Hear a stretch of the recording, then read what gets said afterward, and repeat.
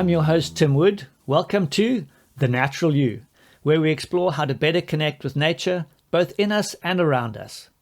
We had some amazing guests in season 1, chiropractors, psychologists, and nature conservationists. But most of them were in the 50 plus category.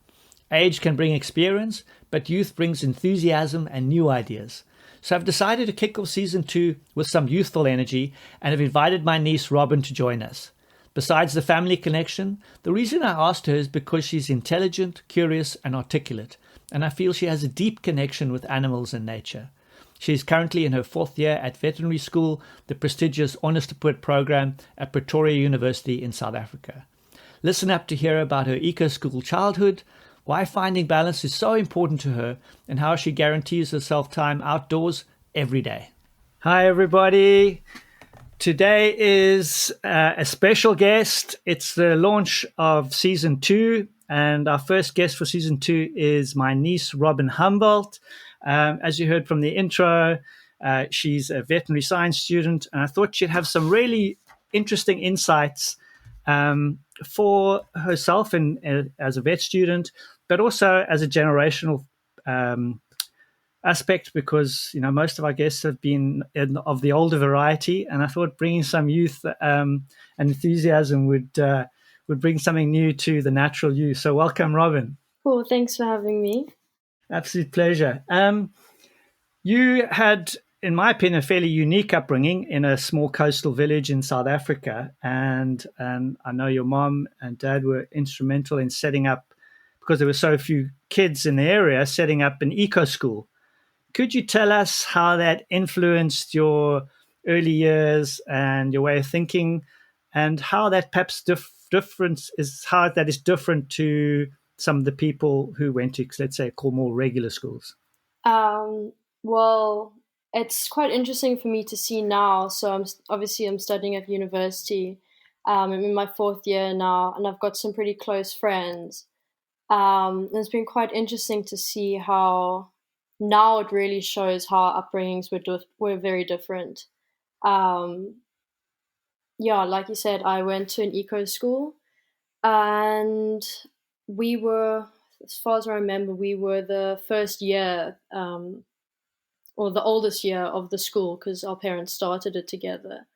And there were I think there were 5, maybe 6 people. I mean, it fluctuated throughout the years, but yeah, so I had 5 people in my grade. Really small class size. Yeah, very small. And I mean, we had our grades, but we were all kind of just one group of kids together. It wasn't you grade 4, you grade 5.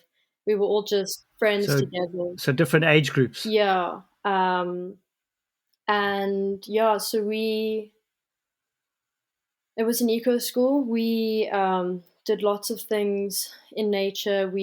Our school was, its second location after moving from a house to an actual more formal setting was next to a wetland. Oh, wow. And so for as long as I could remember, every year, maybe more than once a year, we would clean up the wetland. And I remember there was just a random bathtub in the wetland.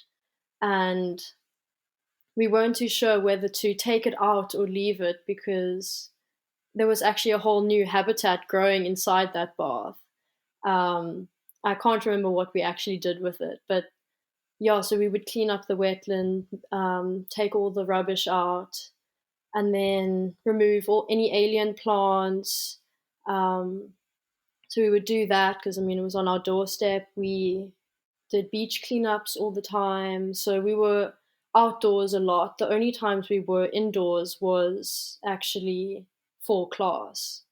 And so that sounds like a real a responsibility and a stewardship of nature, taking really interactive and cleaning up mess and taking out the alien species and just engaging and in a very protective way, which sounds amazing. Yeah, and it was really educational as well, because I feel like a lot of people now that I'm meeting, they actually aren't even aware that you get alien plants. Or, obviously everyone knows about litter, but yeah, we were educated from quite a young age on things that are now just general knowledge to us.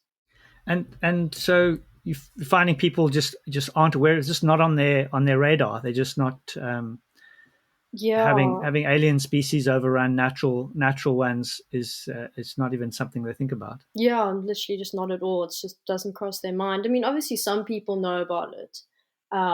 So I would say friends I've met that actually live in Cape Town and had a more similar background to me or who are exposed to those things in their childhood are aware of it. Otherwise, I, to my knowledge, they aren't. Would you say there are any looking at the just different demographics, cultural demographics, area demographics? So you came from a certain biodiversity. Let's say someone from a more arid region. Would they have? Would you think it's area dependent, or do you think it's cultural influences? Um, I'm sure it's area dependent as well. Obviously, each area has its own challenges or targets that you look at. Obviously, if you don't live at the sea, you're not doing beach cleanups. Yeah. So you'll be doing the equivalent of that in that area. But I think overall, you get some people who are aware of it and some people who just, it's just not, they just don't think about that.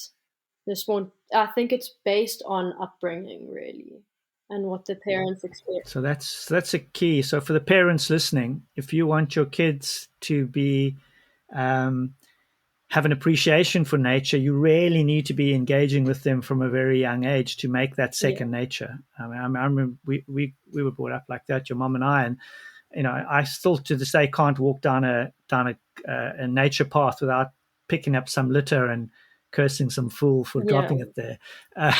So it's just ingrained in me, and I find it extremely difficult. I think it's probably one of my biggest challenges.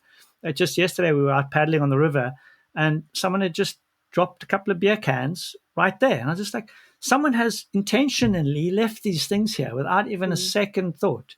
And I just struggle to understand that. And I think having kids just involved with that from an early age would make such a big change for all of us. So yes, that's really interesting. Um, so you then went on to high school, did extremely well in your exams, and you got accepted into the prestigious Onderstepoort program at the University of Pretoria, which is amazing in itself because they only take a very few people. How's your journey there been? I know it's quite a different culture too, right? There's lots of melting pot of different people, and I presume a lot of people from sort of farming backgrounds. That's just my assumption. And how did you, as a, I'm going to say, fairly liberal white girl from Cape Town, feel mixing in there? So first year we don't actually go straight to the Onderstepoort campus where you go from second year onwards. Um, and so first year I was dropped smack bang in the middle of Pretoria, at the main Tux campus, and I think I was on autopilot for the 6 weeks that I was up there before I had to come down because of lockdown and everything. Um, if I think back to it now, I must have been on autopilot because everything was so foreign. Everything was scary. I just felt unsafe. And then you just had other people that this was their life and this is how they've grown up, and it's not weird at all. But for me, it was just When you say unsafe, was that personal safety or what?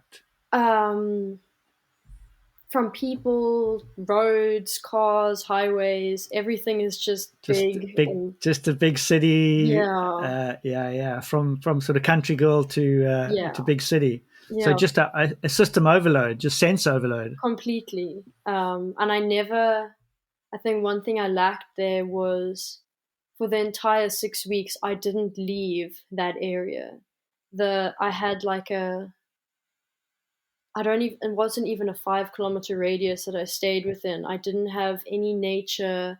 If I went outside to, because I mean, obviously, growing up, we had outdoors, we had the beach, even just being in the garden, that was just way of getting outdoors. And the only outdoors I had there was sitting in these four walls. Outside, I had sun on me, but the floor was concrete, and there were some Oh, plants next to me, and that's all there must have felt was. like a prison. Yeah, it was horrible. I really, I am so grateful that lockdown happened, so I skipped that entire rest of the year. Wow, so it was quite a benefit to you. Yeah. And now that you're on the sort of the veterinary school campus, there's obviously lots more space, and I'm presuming animals and other kind of livestock and things like that. And what's so different about that now? The biggest thing for me is having grass under my feet that I can go walk barefoot. And then obviously we have the animals. We've got horses, which is obviously my passion. But then we've got cows, we've got sheep, we have pigs, goats, we've got beagles, all sorts of animals, and you can go to them whenever, and you can have that touch with them, which is what I love, and to just be quiet together, but so much is said between that. Um, yeah, I think that would be my favorite thing. That's amazing. I'm struck by two things you said. There was the grass under your feet and the touch. Um, so as clearly, I know you're quite a deep thinker and quite kind of intellectual in the way that you work through problems, but there's obviously a very kinesthetic or tactile part to your life which you seem to connect with nature, and so that's much more feeling thing. So how do you, so maybe a tough question, but how do you marry the more intellectual brain side of things with that more sort of feeling side of things, and how does that affect you in the way you approach your studies and the hands-on work? Well, one of my core values in life is just balance in every regard, with regards to what I eat, um, how much I work, how much I don't work, how much time I spend outdoors, indoors, sleeping, all of that. Everything is just about balance for me. So that's what I do. I make sure I have time for work and to learn, to be intellectual. And then I also make time to be outdoors. And then sometimes I can do them both. Like I have a study group where we've now um, changed locations from being inside our rooms to being outdoors where we can hear the birds, be able to sit on the grass, and it's a really nice setting. And I wonder, I think I've read that that can be that kind of extra stimulation can obviously calm the nervous system, and Yeah. in that more parasympathetic state, we can perhaps absorb more information. So really enhancing that learning. Yeah. No, I've definitely felt a difference just to be able to absorb information for longer periods of time, um, and to just be more at peace with what you're doing. Yeah, and mini breaks. When we learn something, we take a short little break. Actually, from what I understand now, the neuroscience is saying that actually helps embed the knowledge. So you learn those things. You take, like, even if it's 10, 20, 30 seconds to listen to the birds, Yeah. there's a focus away from the actual material, and in that time of doing nothing, let's say, there's allowing the brain to actually process and embed that information. Yeah. No, definitely. That's brilliant. And how's that perceived by some of the other students? Obviously, your study group have similar kind of leanings to you. Um, yeah, so obviously we all are able to be group learners, which not everyone is. Mm, Um, I know some people, I mean, we obviously study in a setting where other people can watch, and I think some people have maybe taken it as inspiration to get outside and work more, because I mean, I can't speak for these other people, but I never used to see them working outdoors, and now I do see some people. But then for our benefits as a group, great. yeah, we just we it, you're almost able to find more motivation to work, and that's another benefit of the group learning, is that Mm. if you were in your room sitting by yourself, you've got your phone as a distraction, but here in a group of people where you're sitting together, you motivate each other and call each other out And if you see. you'd think with all the stimulation from outside, you'd be more distracted. But Yeah, actually, the group dynamic keeps you with your head in the indeed. books, and then the mini breaks of distraction in nature will make it feel more fun, I suppose, too. Yeah, yeah. Oh, that's amazing. Um, yeah, that's. I think I would probably done a bit better in some of my work if I was not stuck in a room studying. Um, in you also mentioned under your favorites are the horses. Um, what do you think horses have that other animals don't, or what is their kind of their special personality, to use a word that differentiates them from? I know you love dogs too, and I'm sure you got a soft spot for lots of other animals, but why horses particularly? Well, I could be biased because I mean I've grown up with both dogs and horses my whole life, more time with dogs, but I've ridden horses from the age of 3 years old, and I think they give me something. Well, they provide me with the opportunity to just when I'm riding, I if you have a problem in the day or you didn't have a great day or you're stressed or overworked, your brain just goes quiet for me when I'm riding. And whether I'm galloping on the beach, which I did so much when I was younger, or now I'm actually able to ride at Onderstepoort, and just even if we jump a small little jump because we're riding these small ponies, it gives me the same feeling. It's just that just being free, and you just for those 30 minutes or an hour you are just you, yourself, and the horse, um, without life's worries, I guess. Mm. And so is it the focus on the actual riding of like where you're going and steering the horse, or is it just the whole process of the motion, the being in nature, the being one with another animal? Um, I can't really say for sure. I think it's Yeah, probably a combination. yeah, I Yeah, figured. there's a lot of thought that goes into riding, especially the type of riding that I do. I'm trying to better the horse and rider combination.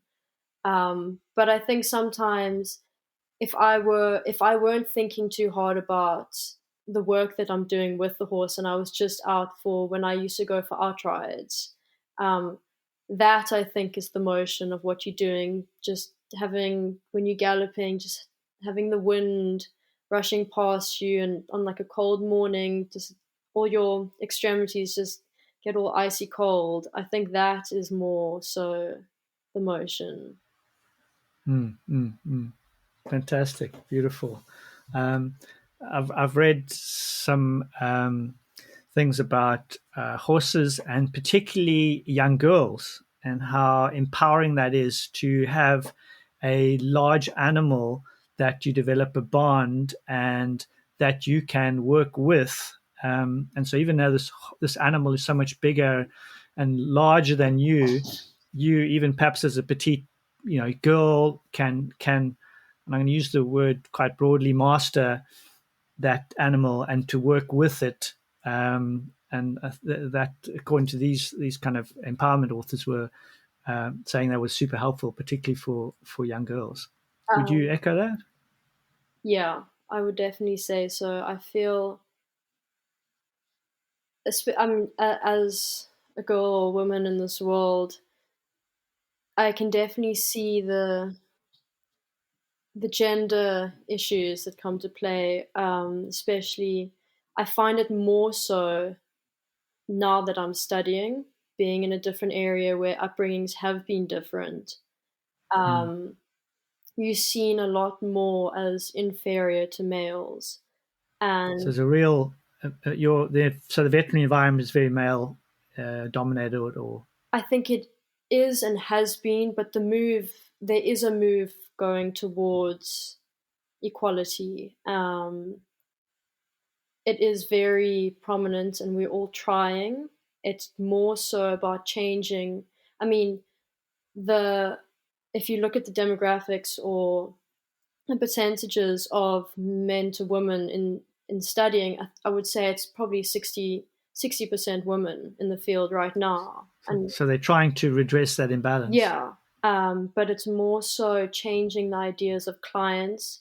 I would say small animal vets, that's not such an issue, but when you look at production animal vets, when you look at wildlife vets, there's a huge stigma um, about hiring a female. But I mean, I went So on an outreach. so there's a view that women aren't as well suited to wildlife and large animals. Yeah, and it's more so just that the farmers don't always seem comfortable just hiring on a female when the work that you're doing, it won't change whether you're male or female. I guess they're just not used to it. I mean, Yeah, for generations, the vet that came around was a bloke, yeah. right? And now it's not. They go, well, what's going on here? So it's just getting them used to those ideas and seeing the skill levels, and still providing a good service. While we're on sort of veterinary side, in medicine, we know that the two biggest factors in health are nutrition and exercise. Yet medical doctors get little or no education on those factors that bring health. Is there a similar leaning towards providing drugs or pharmaceutical interventions and surgery in veterinary science, or do they have more kind of like health, rather than sort of treatment orientation, health promoting side? So a large part of our studies is based on nutrition. Um, but that's more so, I mean, if you look at farm animals, you need to have adequate nutrition to have adequate weight gain and muscle gain. Um, and they do teach it. I don't know how much more can necessarily be taught about it for nutrition. Um, yeah, that's not. So that's livestock Yeah, and I presume wildlife, but what about our kind of domestic pets? yeah. So we are definitely taught quite a lot about nutrition. Um, and then this all on which diets are best, whether um, fresh food, fresh homemade food, or store bought. Um, and there's a whole controversy around all of that. So we definitely given information on it, but I'm sure.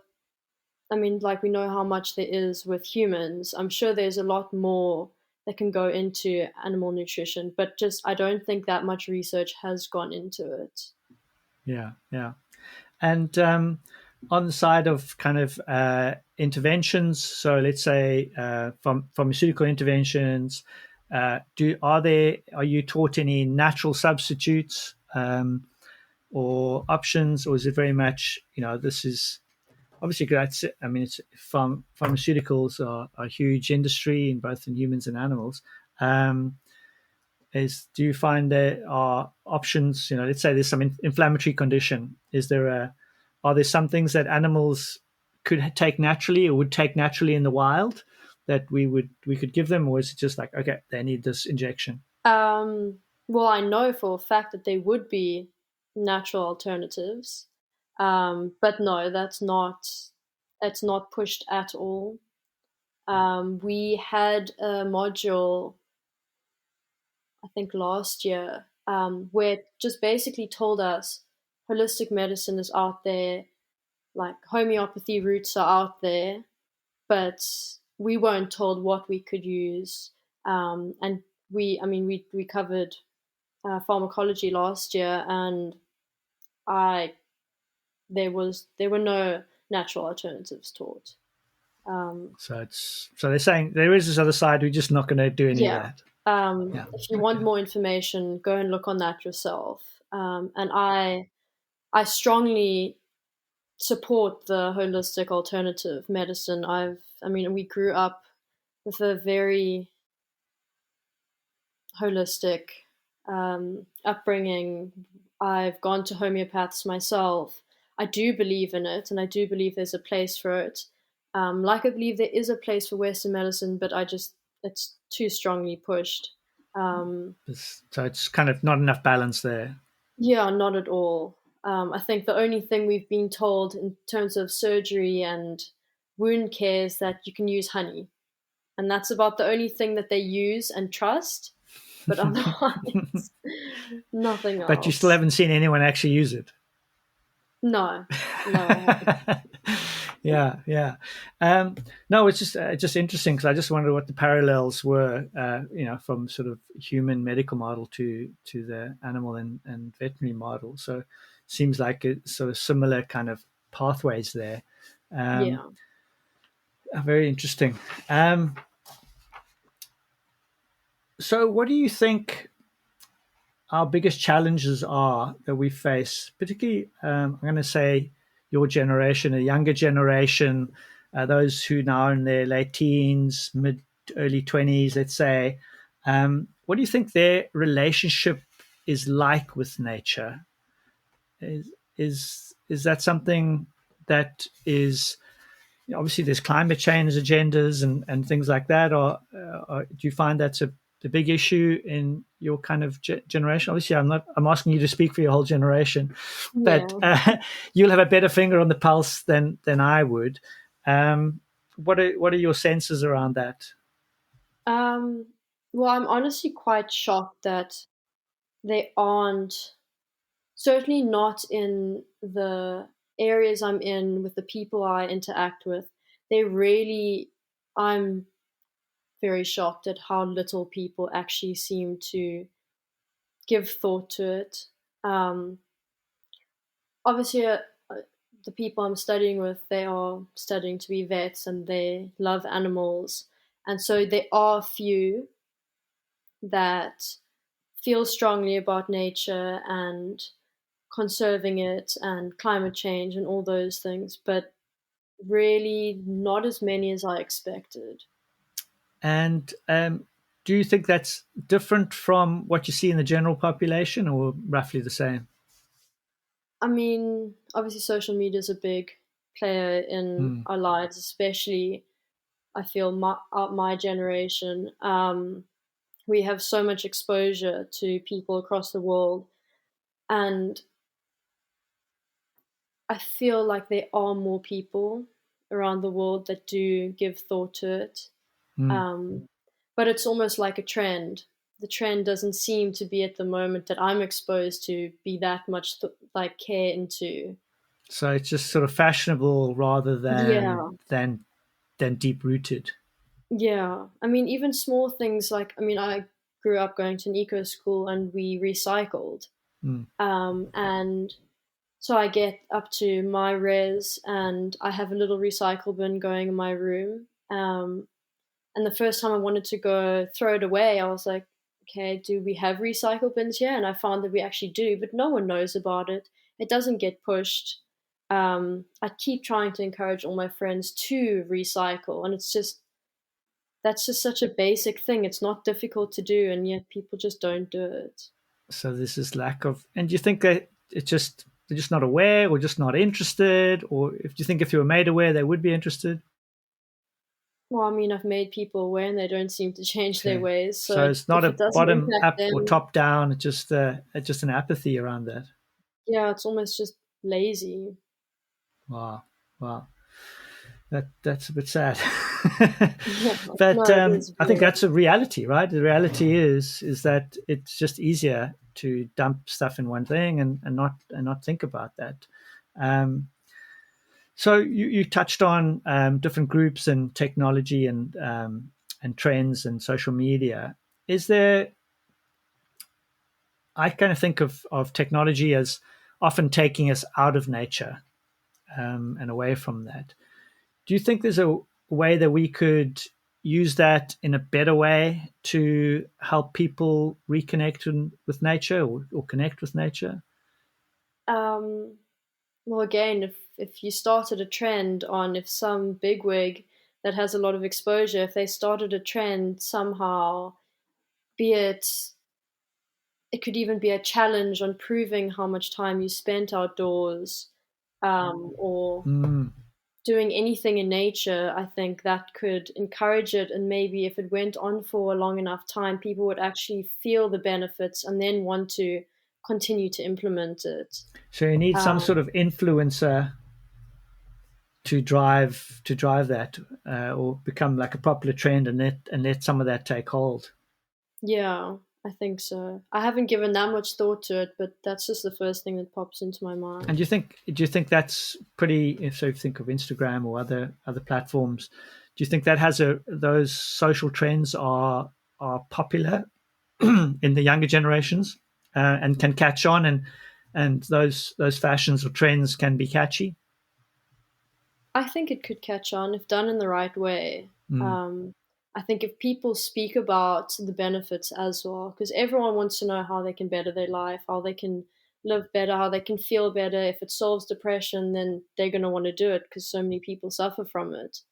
And if people speak about the true benefits of it, I don't see why I personally wouldn't want to try that. Yeah, so maybe we should be pitching the benefits rather than the activity.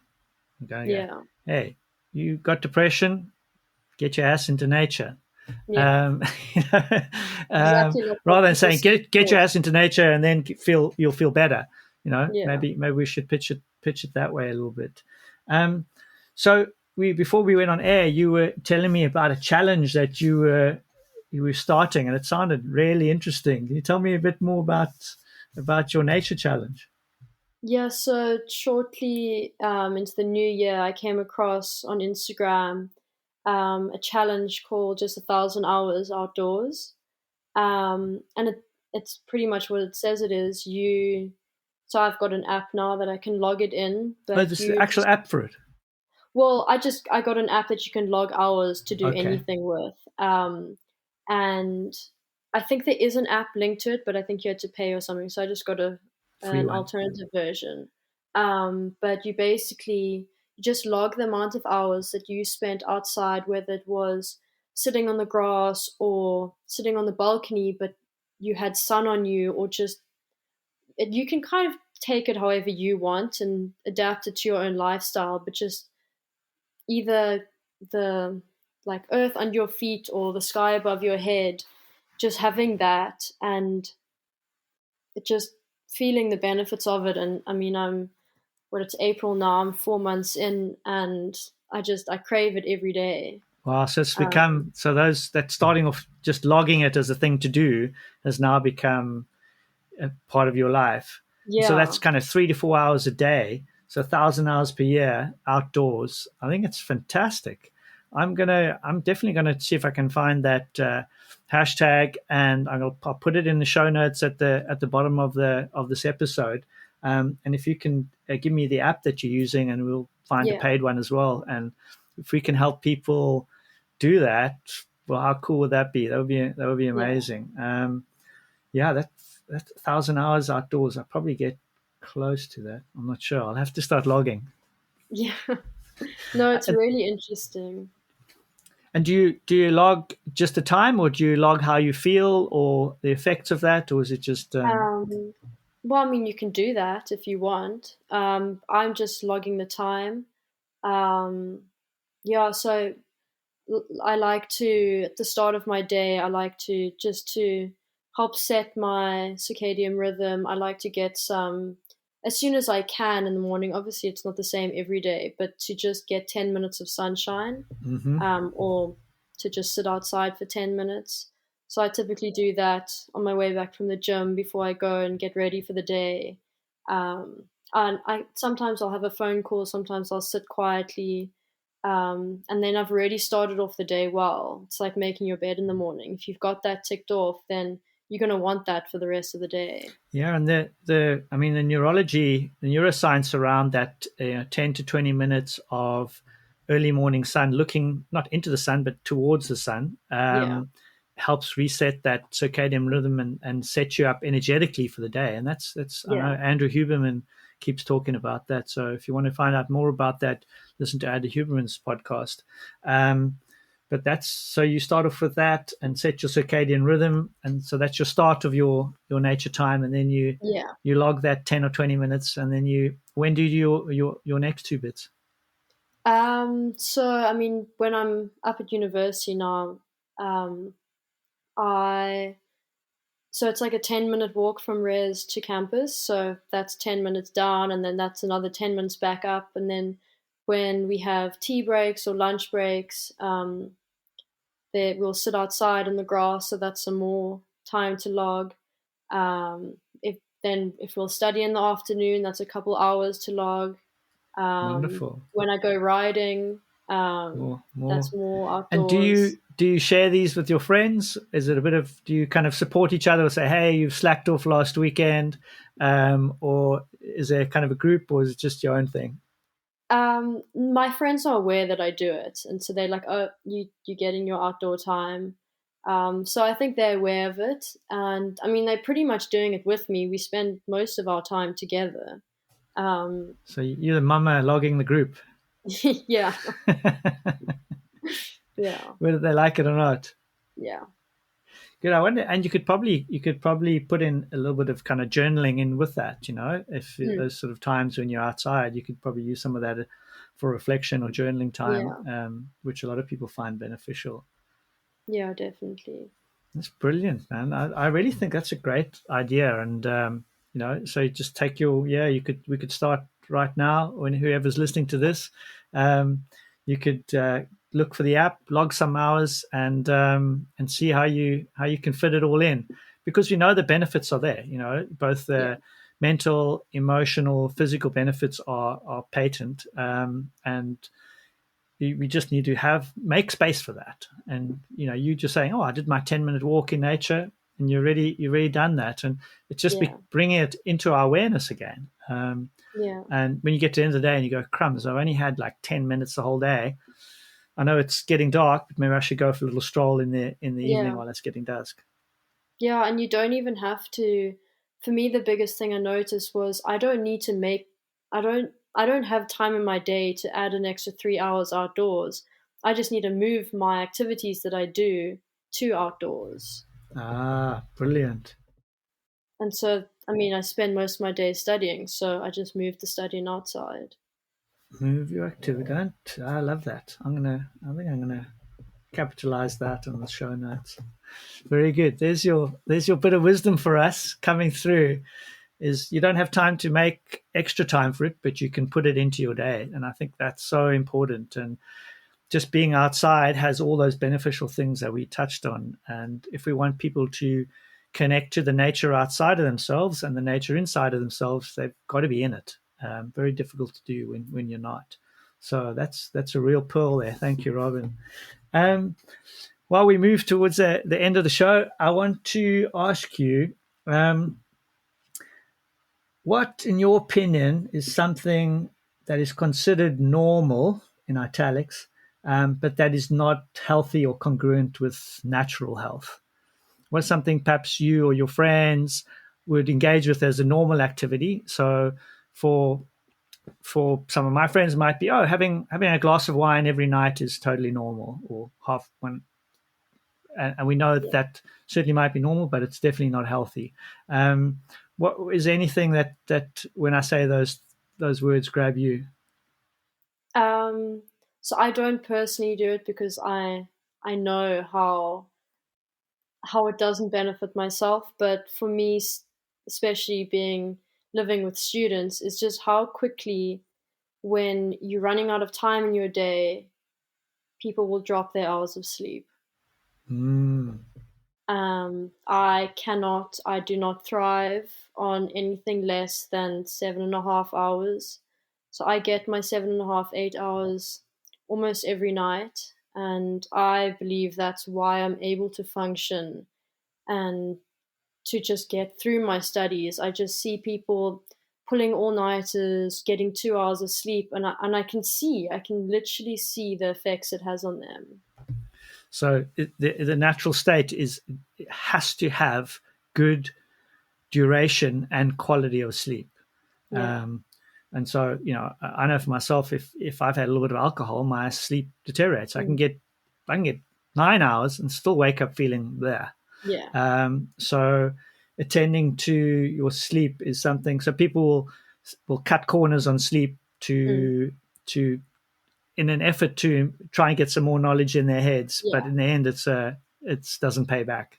Yeah, I mean, for our studies especially, the sleep is what concretes everything in your brain. And if you don't have that, you can't go and write your 8 a.m. test if your sleep wasn't good, because none of that knowledge that you just put in there is actually going to be there for you to access. So the extra hour of two study, it's going to be counterproductive. For me, it's certainly very counterproductive. Well, I think the evidence would probably back you up on that. And I think for anyone who's got deadlines or pressures at work or home, we might think that sacrificing some sleep in order to get that thing done might be okay. But certainly in the short and definitely in the long term, that's going to come and bite you in the bum. Yeah, no, it really does. That's some really, really deep and great wisdom, Robyn. I'm really grateful that you, I know you're a bit reticent to come on, but to step out of your comfort zone and come on the air, I really appreciate that. And I'm grateful for you for stepping up. Cool. Thanks for having me. All the best with the rest of your studies. And maybe when you're finished and working out there, we can get some more insights. Yeah, definitely. Thanks so much. Cheers. Bye. So, are you going to join the 1,000 hours outside? I put links in the episode show notes for the trackers. If 2 to 3 hours a day is going to be too much of a stretch for you, how about 1 hour? Make it achievable. Before you go, a quick request to help us grow our audience. I'd love to get more subscribers. For Apple users, click the follow button, rate and review us. It really makes a difference. Spotify users, hit the plus sign and leave us a comment. I'd really appreciate that. Till next time.